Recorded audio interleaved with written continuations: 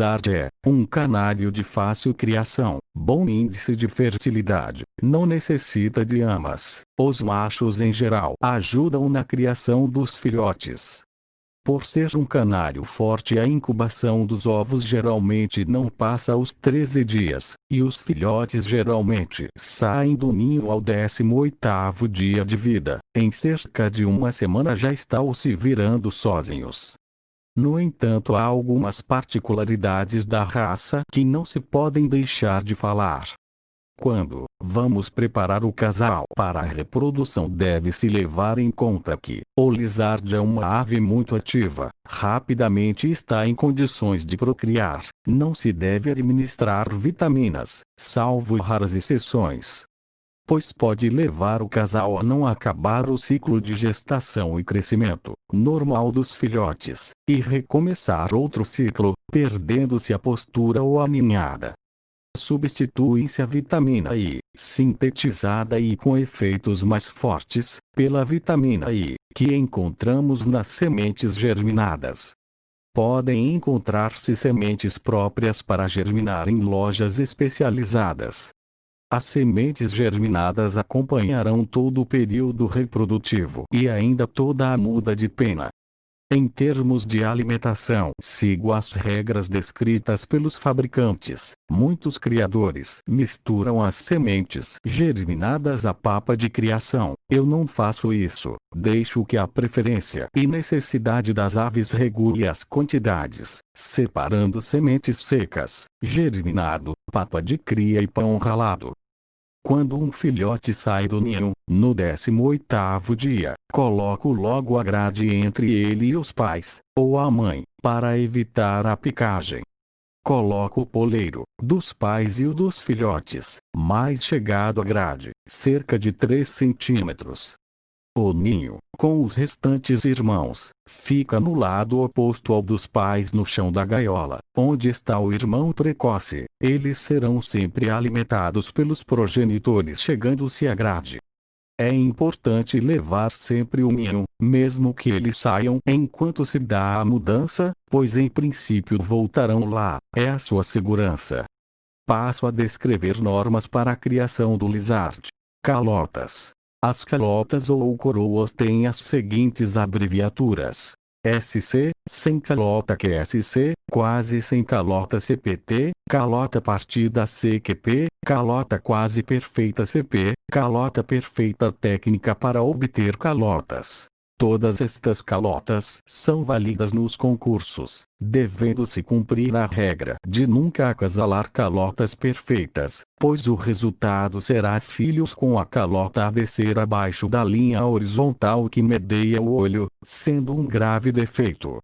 No entanto, pode acasalar-se uma calota grande demais com SC ou com QSC, evitando o nascimento de filhos com defeito de grande calota, o que não é regra. Os hipotéticos resultados do cruzamento entre calotas são: 1. Calota perfeita, 10º calota perfeita. Não é recomendado devido à obtenção de filhos com calota grande demais. No entanto, pode-se obter alguns CP e CQP. 2. Calota perfeita, 10º calota quase perfeita. Obtém-se CP, CQP e por vezes algum calota grande demais. 3. Calota quase perfeita, 10º calota quase perfeita, obtém-se CP, CQP e possivelmente calotas grandes demais.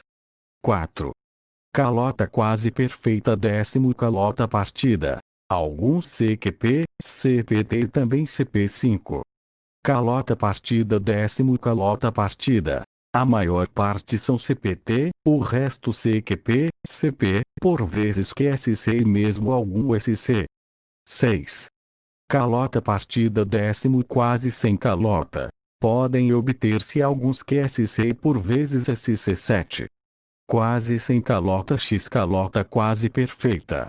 Obtém-se QSC, alguns CPT e também SC8.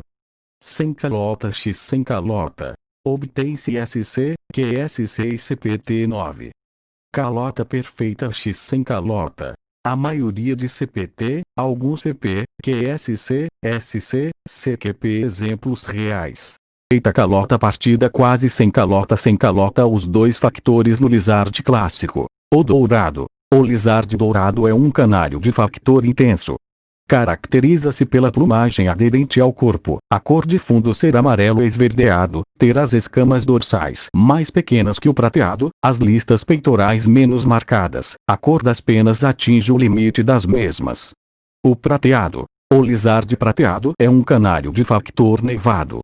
Caracteriza-se pela plumagem mais densa dando-lhe um aspecto mais cheio, a cor de fundo ser um amarelo tênue quase branco, ter as escamas dorsais um pouco maiores que o dourado, as listas do peito são maiores, a cor das penas não atinge o limite das mesmas, deixando uma ínfima réstia clara.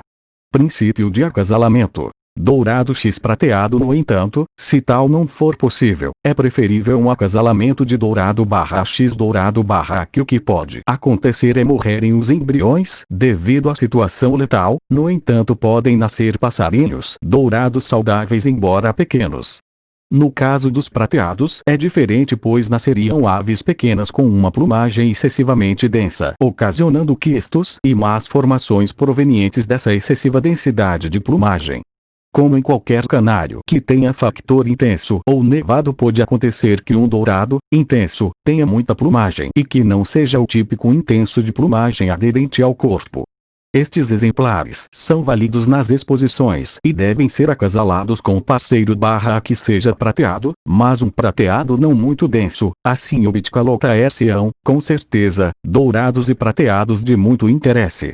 No caso dos prateados barras que não são escuros, tendo lipócromo na plumagem, devem ser acasalados barras com dourados barras em que o factor intenso seja bastante marcado, e, com a plumagem bastante aderente ao corpo, obter-se-ão dourados muito bons.